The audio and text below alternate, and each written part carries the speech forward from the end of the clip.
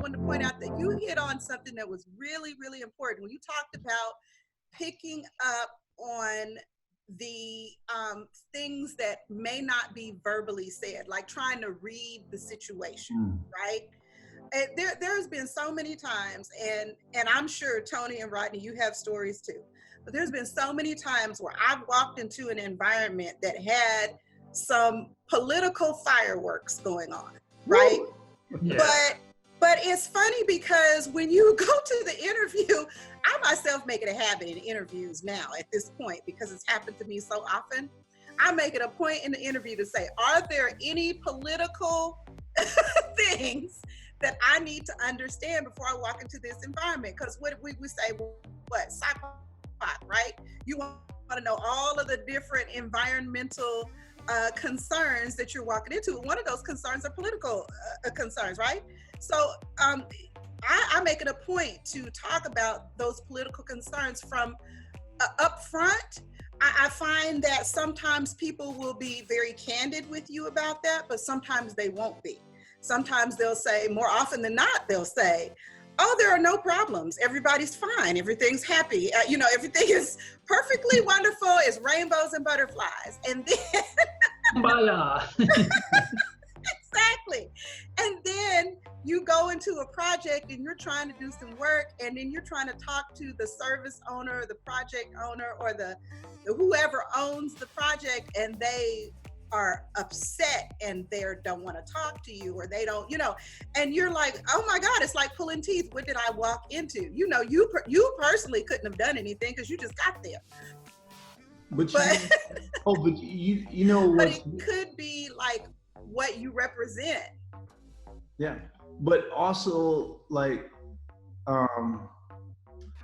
what's really interesting is that there is a misunderstanding sometimes. When there's misunderstanding between different departments and they're political, this is the key ingredient for creating silos.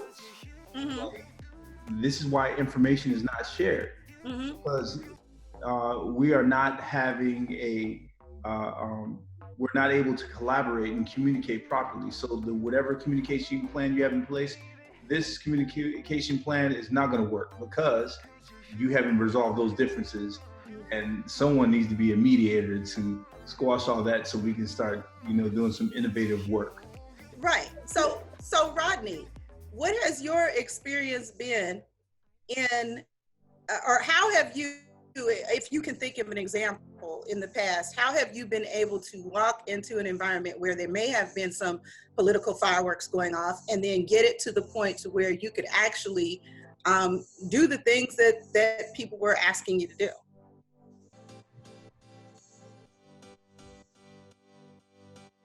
Oh, gotcha. Yeah, that's a tough one.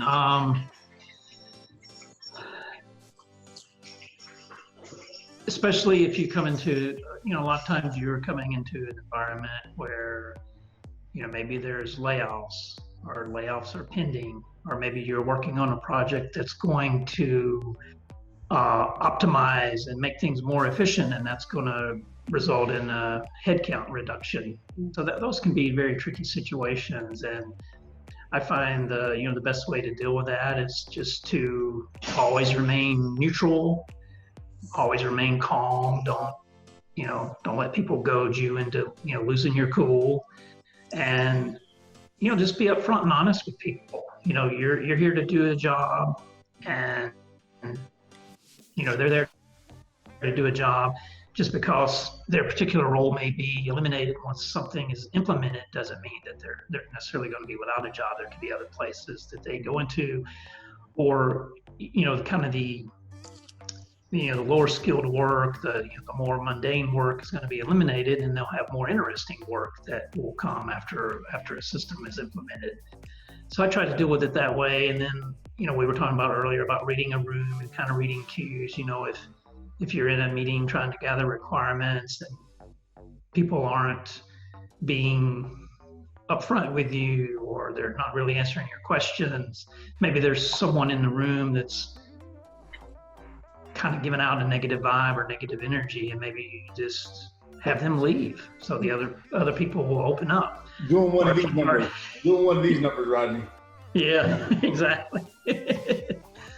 Like either you're giving yourself a hug to soothe yourself because you have some concerns that need to be clarified, or you're in defensive mode. One of the two.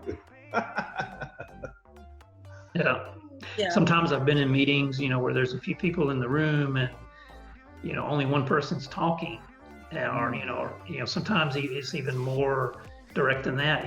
Somebody, I'll ask a question and the other people in the room will look at one person to answer because they're, they're afraid to speak up. So yeah, dealing with those kind of situations is,